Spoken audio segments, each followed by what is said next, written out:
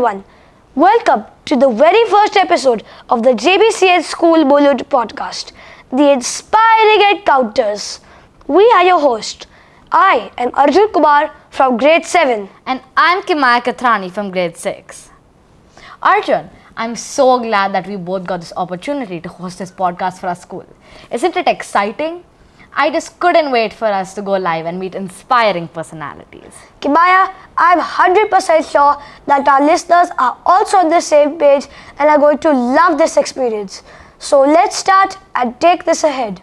There has been so much going on in the world of sports with the Olympics, and we are thrilled to witness the exceptional performance of our athletes that even in my sleep, I'm going, go India, go! Kimaya, did you see the hockey match that led India to the quarterfinals? That was a chuck they moment for us as our team finally won the bronze medal. Of course, we all felt on top of the world and our emotions ran high. I was watching that match with a set of family friends and our moms and dads had tears in their eyes. Every goal saved or scored had us jumping in and out of our seats. Guess that's what sports does. Bind us all emotionally. Kimaya, you'll be happy to know that today we have an inspiring guest with us, Devinder Valmiki. Devinder is a player who has taken the Indian hockey scene by storm with his impeccable skills and dedication to the sport. He is a midfielder known for his quick reflexes and strategic acumen.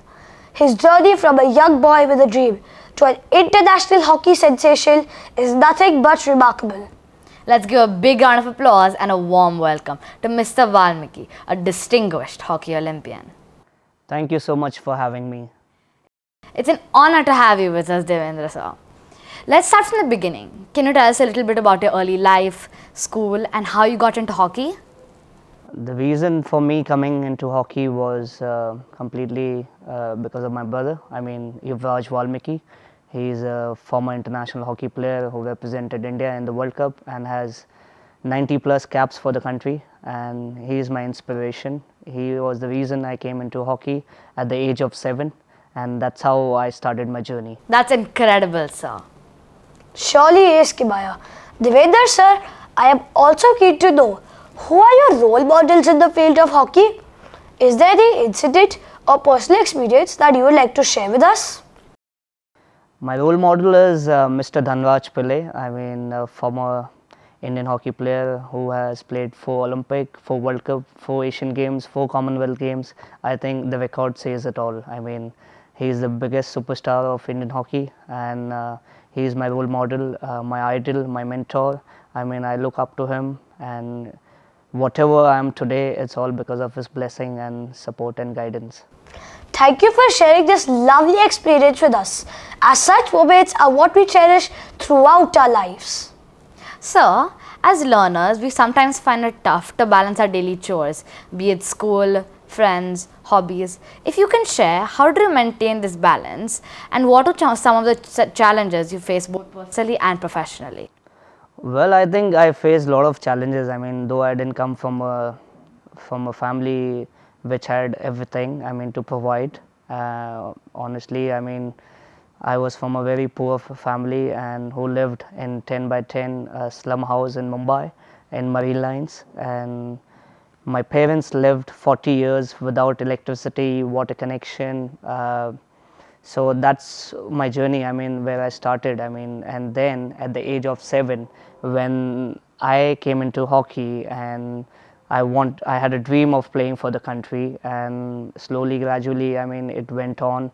I kept working hard, and 2009, when I made my debut for the Indian team, that was in the U18 Asia Cup, and that's how slowly things started changing in my life. And then I could see light in my house, and I had water connection, and then my life had all begun to the road of success. Wow, hats off to you, sir. That surely teaches us that when there's a will, there's a way. And a key takeaway for all of us is to stay resilient and focused on our goals. Arjun and I were wondering, what was your daily routine when you first started practicing professionally? Well, when I started playing professionally, I think we had to focus on small details, I mean, whether it comes to your training, whether it comes to your diet, and whether it comes to your resting part, and which all mattered a lot. I mean, and that's how, I mean, you can become a top athlete. I mean, and your training period, I mean, you're spending 3 hours on a hockey pitch, then you're going and working out in the gym. I mean, these are the small things which really matters and make you a professional athlete. I am surely pulling my socks up from today and I'm going to incorporate a lot of things from your routine. What do you say, Himaya? Absolutely, Arjun. That's amazing dedication, sir. What advice would you like to give young learners who would want to pursue a career in sports? Yeah, I think today's time, I mean, sport can be taken as a career, and as a hockey player, I will only advise the youngsters, I mean, just to believe in yourself and work hard. I think miracles do happen, and a boy coming from a poor background and making it big in hockey, and if I can do it, I think anyone can do it. I mean, my journey says a lot. I have seen a lot of lows in my life, but what made me a better person is hockey. I mean, my identity is hockey, and because of that, I made it so big in life and went on to play in the Olympic Games. So my only message to the youngsters is work hard, believe in yourself, and never give up. That's incredible, sir. So much to learn from you. Sir, what's your take on India's spectacular performance this year? And with our goalkeeper retiring, what do you think should be the way forward? Yeah, if you look at it, I mean, India winning back-to-back medal, I mean, that says a lot. I mean, first medal which came in Tokyo, that was in 2021, and that was after 41 years. And then in 2024, I mean, again a medal coming, so that says a lot. I mean, hockey is still alive, and hockey will get what it deserves. I mean, and I'm 100% sure, I mean, in 2028 it's going to be a different color of the medal. And looking at, I mean, the way they started, I mean, especially against Great Britain, I mean, so we were down with one player, and the whole game we had to play with 10 men, and which was hard. I mean, in top hockey you cannot tend to take a card, I mean, and it affects a lot, I mean, as a team performance. But still, I mean, if you look at how mentally they were strong, the Indian team, they managed to pull it out and win that match against Great Britain. And then we came into the semi-finals, that was against Germany, and you know how Germans are, they are defending champions and they are always very strong with the ball, and the way we fought like warriors, I mean, that says so much, I mean, of our Indian team.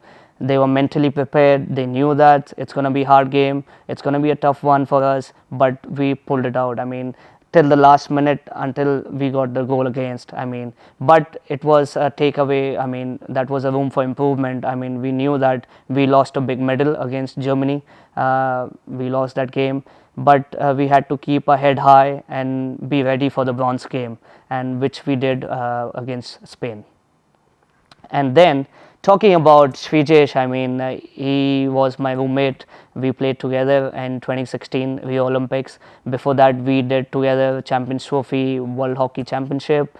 I think he is a great guy. I mean, a real role model for the youngsters. I mean, it's so much to learn from him. He's a legend. I mean, if today's time, one man who deserved the most respect and who pulled India to a medal was Srijesh. I mean, the way he worked hard, the way he kept the team in the spirit to be strong and to take it forward and win a medal for the country.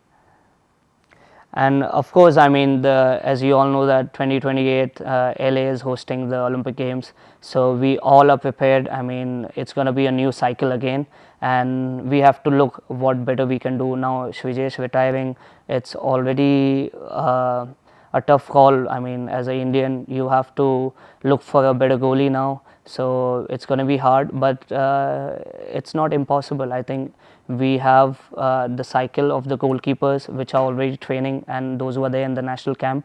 So I think we have another good goalies coming up, and I'm sure they're going to perform and win medal for our country in 2028. Thank you so much for this insight, sir. It's good to know that Team India has strong players giving us an excellent base. And lastly, what do you think is the future of hockey in India, and how have you seen it evolve over the years? I believe the future of India is bright. I have no doubt about it. I mean, the government is investing a lot in training centers, facilities, and young talents. So I don't see any complaint. I mean, in that tomorrow there are going to be many more champions coming out and making our country proud. And the reason for that is because, as you've seen that recently, the government started a scheme and tournaments like Halo India, national championship. So these are the small things. I mean, those are the road to success. I feel the potential is very high. I have no doubt. I mean, India will shine in 2028, and it starts from today. I mean, if you look at it, the training already started for many athletes, whether it comes to hockey, whether it comes to other sports. I mean, the facilities wise, we started a lot of high performance centers for training, and we can use that facilities and to be in the high performance center. And also the government is investing in grassroots, and if you look at it, there are so many players coming out from that, playing Halo India and performing at the highest level. Recently I started my own academy where we provide training to underprivileged kids, and the reason for this academy is only and only to promote sport in Mumbai and India, and we want to make champions from our academy. CTC, which stands for Champions Training Center, and we train every day, and I just have a dream that one day one of my student should go and play for the country.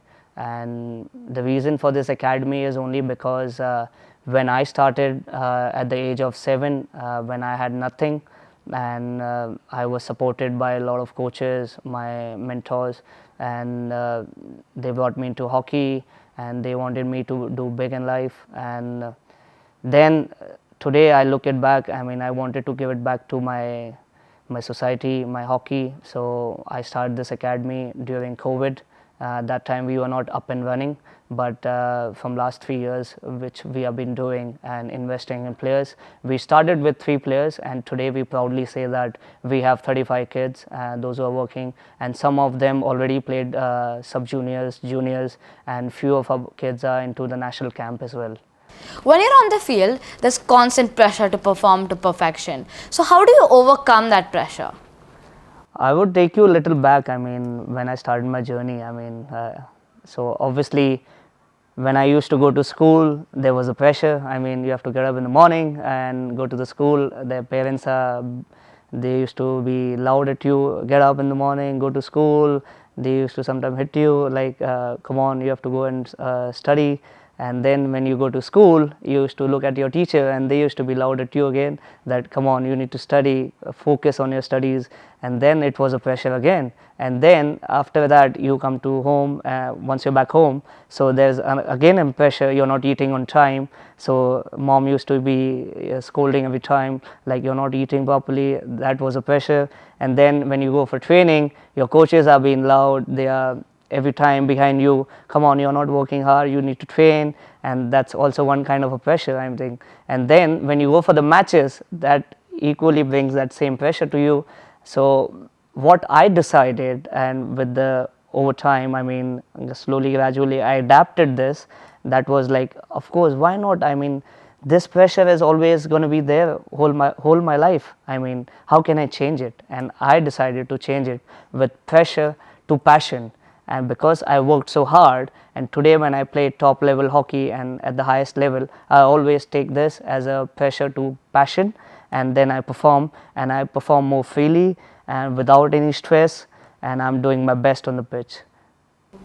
Thank you so much, Devinder sir, for telling us about your journey and sharing your thoughts and experiences with us today.